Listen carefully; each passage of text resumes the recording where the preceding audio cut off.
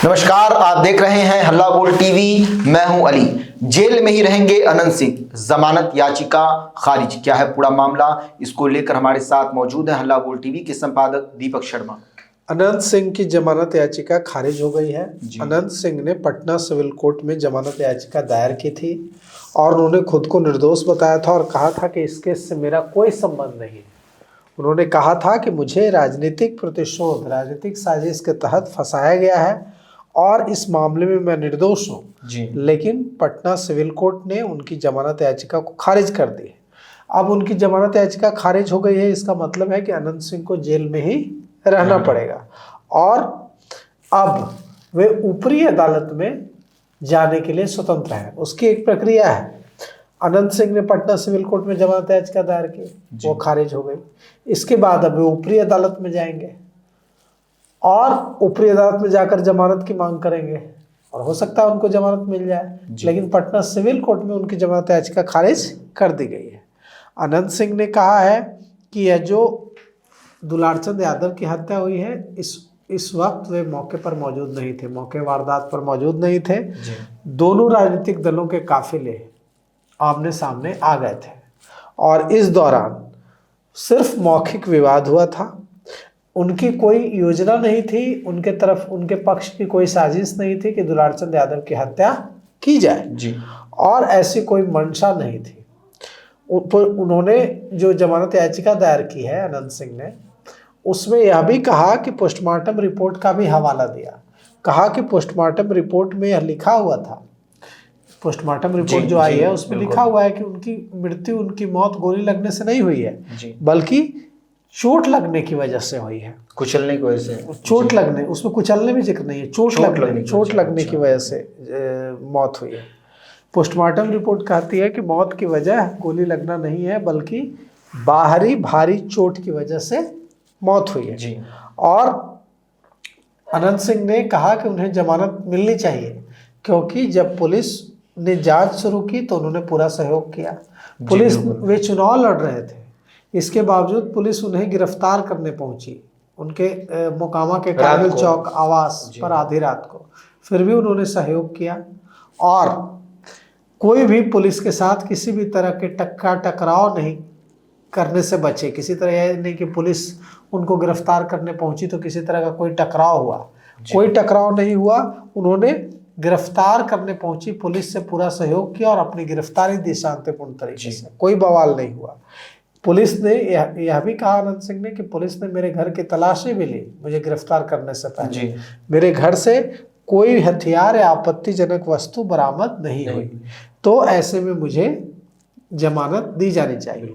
हालांकि Patna civil court ने उनकी जमानत याचिका खारिज कर दी है।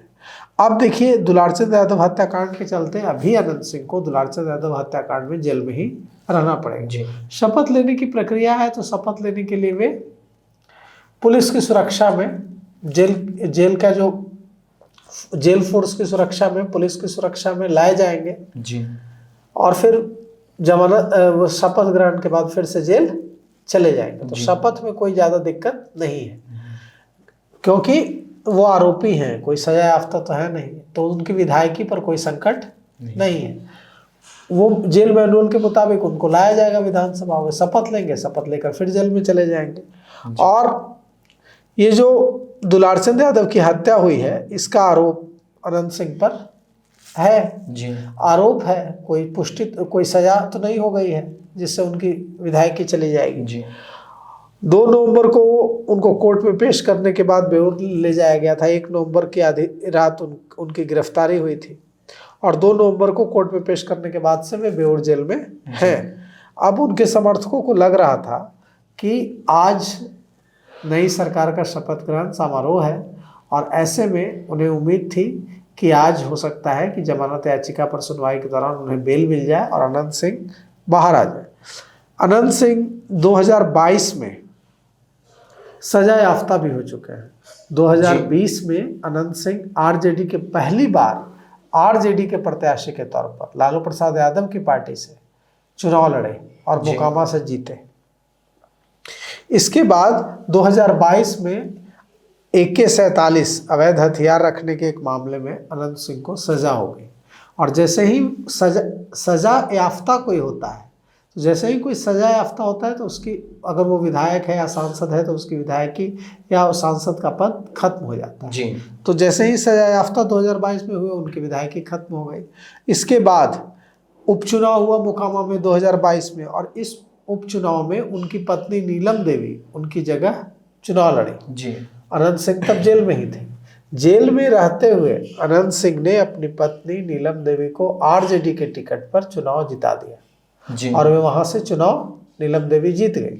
2022 से अभी तक, इस चुनाव से पहले तक नीलम देवी ही मोकामा के विधायक थे। लेकिन बाद में जब सरकार संकट में आई, नीतीश सरकार, तो विश्वास मत के दौरान अनंत सिंह की पत्नी नीलम देवी ने सरकार को समर्थन दिया। जी। और बाद में लोकसभा चुनाव के दौरान जब ललन सिंह के खिलाफ अशोक महतो की पत्नी अनीता महतो चुनाव लड़ रही थी मुंगेर से, तो ललन सिंह के पक्ष में प्रचार करने के लिए अनंत सिंह को पेरोल पर बाहर निकाला गया। अनंत सिंह पेरोल पर बाहर निकले क्योंकि अशोक महतो बहुत बड़े क्रिमिनल और ललन सिंह को साफ सुथरी छवि का नेता माना जाता है। जी। वो आपराधिक छवि तो उनकी है नहीं। तो ऐसा लग रहा था कि अशोक महतो बाहुबली हैं, आपराधिक छवि के हैं, तो अशोक महतो ललन सिंह को प्रचार नहीं करने देंगे, परेशान करेंगे। तो अशोक महतो को कंट्रोल करने के लिए अनंत सिंह को जेल से बाहर निकाला गया। अनंत सिंह जेल से बाहर निकले और 100 200 300 500 गाड़ियों के काफिले के साथ पूरे मुंगेर लोकसभा क्षेत्र में घूमना शुरू किया।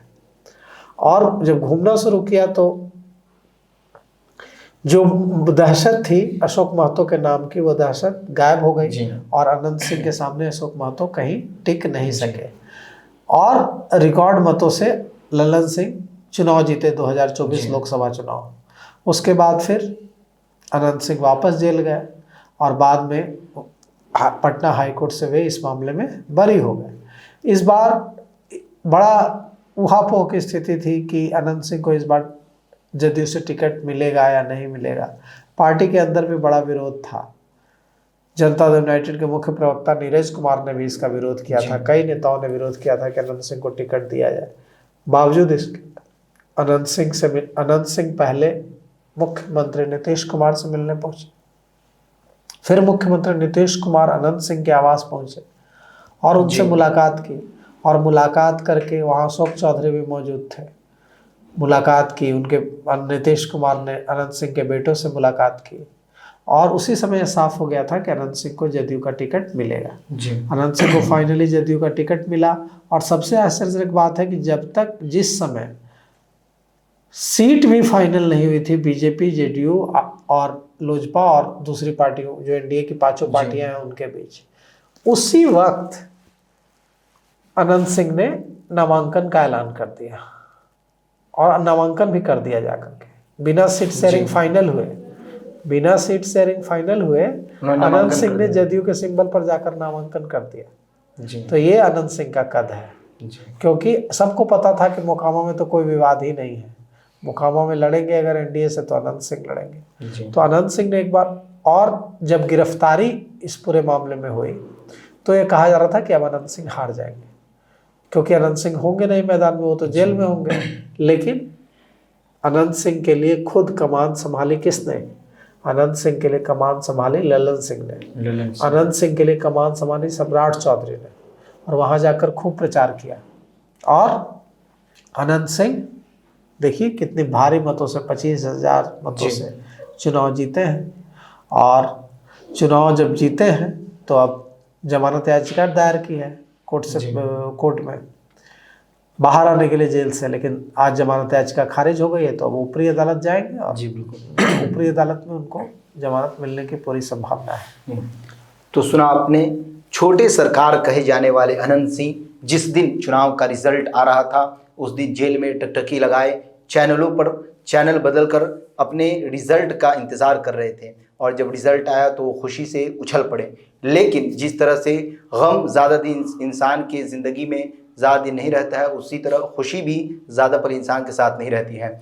उनकी ज़मानत याचिका खारिज कर दी गई है। अब वे खुशी मनाने के लिए जेल से बाहर नहीं आ सकते हैं। इस पूरे मामले को लेकर आपकी क्या राय है? अपनी राय कमेंट्स बॉक्स में ज़रूर दें। तो फिलहाल इस पेशकश में इतना ही। आगे की खबरों के लिए बने रहे हल्ला बोल टीवी के साथ। धन्यवाद।